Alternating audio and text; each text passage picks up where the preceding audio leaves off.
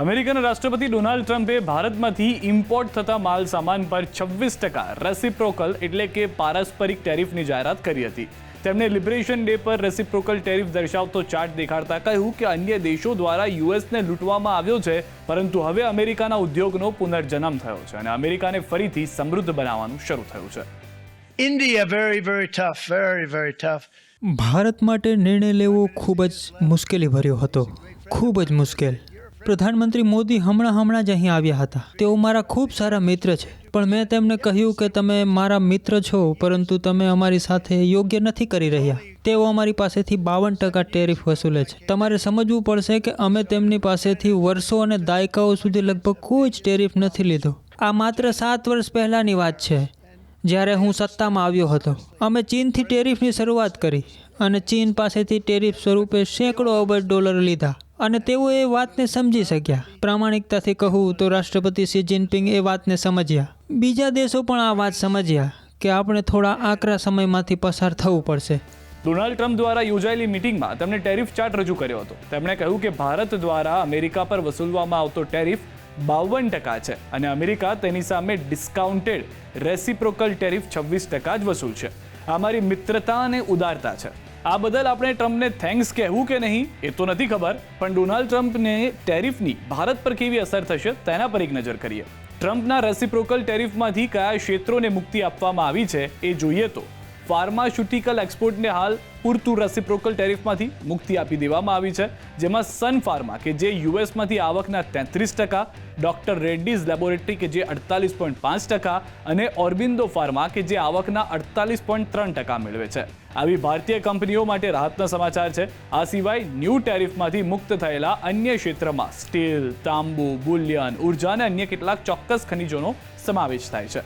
Reciprocal tariff કયા ક્ષેત્રો પ્રભાવિત કરશે તેની વાત કરી લઈએ તો આ ટેરિફ ભારતના ઇલેક્ટ્રોનિક ક્ષેત્રને અસર કરશે, જે માર્ચ 2024ના નાણાકીય વર્ષમાં 32% જેટલું એક્સપોર્ટ યુએસમાં જ કરતું હતું. જોકે આઈટી સેવાઓ પર ટેરિફની કોઈ સીધી અસર નહીં થાય, પણ હા, સ્ટ્રોંગ વિઝા રૂલ્સની TCS, ઇન્ફોસિસ અને વિપ્રો જેવી આઉટસોર્સિંગ કંપનીઓ પર ઇનડિરેક્ટ અસર જોવા મળી શકે છે.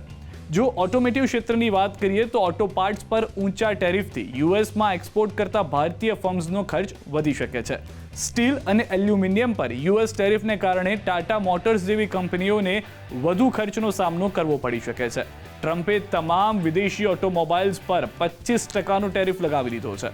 મોટરસાઇકલ ટેરિફમાં અમેરિકા માત્ર 2.4% ટેરિફ લગાવે છે, જ્યારે ભારત અને વિયેતનામ જેવા દેશો 70% અને 75% ટેક્સ વસૂલે છે.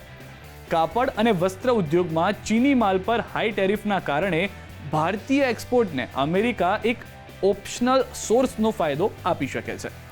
આ પહેલા 2018માં અમેરિકાએ સ્ટીલ પર 25% અને એલ્યુમિનિયમ પર ઇમ્પોર્ટ પર 10% ટેરિફ લગાવ્યો હતો, જેની ભારતીય નિકાસકારો પર મોટી અસર પડી હતી. એગ્રીકલ્ચર અને ફૂડ પ્રોસેસિંગમાં ભારત અમેરિકામાં ચોખા, મસાલા અને સી ફૂડ જેવા ઉત્પાદનની નિકાસ કરે છે, જેના પર વધુ ટેરિફ લાગી શકે છે.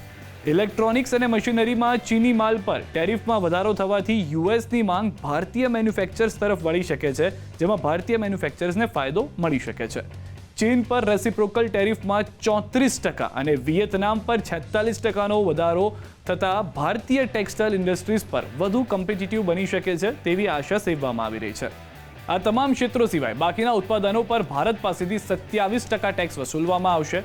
ટ્રમ્પે international emergency economic power act 1977નો ઉલ્લેખ કરતા કહ્યું હતું કે આ એક્ટ હેઠળ તમામ દેશો પર વધારાનો 10% ટેરિફ પહેલાથી જ છે તે પણ લગાવવામાં આવશે, જે આગામી 5 એપ્રિલથી લાગુ થશે.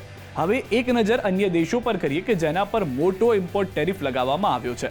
તો ચીન પર 34%, યુરોપિયન યુનિયન પર 20%, વિયેતનામ પર 46%, તાઇવાન પર 32%, જાપાન પર 24%, બાંગ્લાદેશ પર 37%, પાકિસ્તાન પર ભારત કરતાં વધુ 29%, શ્રીલંકા પર 44% અને ઇઝરાયલ પર 17% ટેરિફ લગાવવામાં આવ્યો છે.